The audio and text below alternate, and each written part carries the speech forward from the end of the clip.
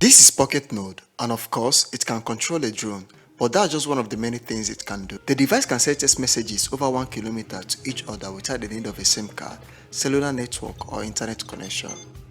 It also comes with games, weather tracking, quizzes, and multi-protocol wireless connectivity. PocketNode supports motion sensors such as accelerometer and gyroscope, which allows it to monitor movement, steps, tilt position, and even work as a digital spirit level. All these features were built together and integrated into a small handheld pocket-sized device, and hence the name PocketNode. Building PocketNode started with the idea of bringing multiple capabilities into one compact handheld device. To make this build, the first step was designing the hardware.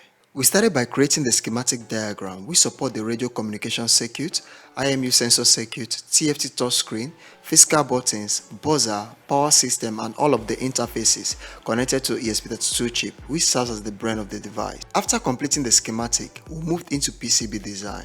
The PCB was designed as a 2-layer board, which allowed us to place the screen and the buttons on the top layer, while arranging the remaining component on the bottom layer. I really love the form and shape of the device, so I designed the PCB to match the screen, and just like that, here it is. With the PCB design complete, the next step was bringing it into the physical world. The components were carefully placed and soldered using a preheating station. After assembling everything together, we had the completed board ready for testing.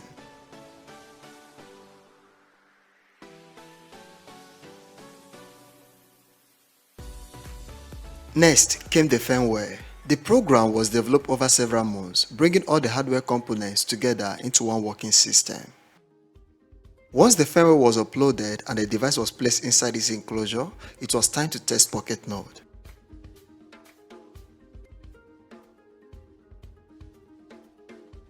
Let's take a look at some of the features.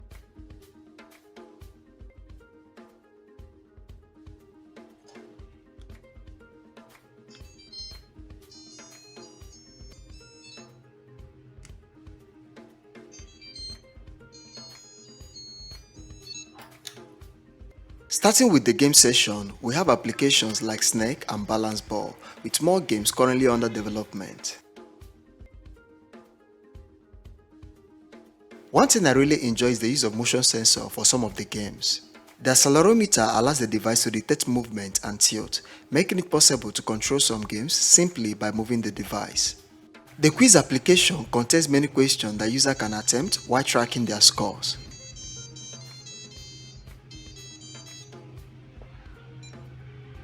Now here is my favorite feature, the messenger. This is where PocketNode device can communicate directly with each other using long-range radio communication. No SIM card, no cellular network, and no internet connection is required. You can send messages using either the touchscreen or the physical D-pad, giving users different ways to interact with the device.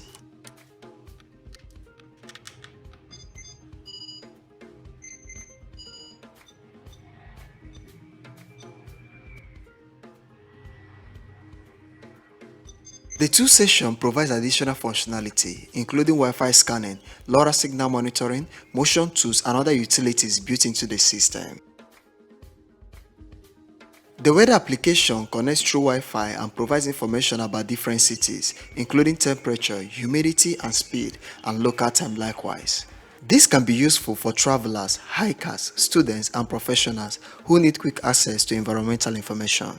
PocketNode allows users to personalize their experience. You can switch between dark and light mode, set your device name, calibrate the touchscreen, adjust different settings that are saved directly on the device. This is one solution we designed with everyday application in mind for travelers, students, offices, and professionals. However, we are still exploring and customizing more use cases, adapting PocketNode for different industries, professions, and specific needs.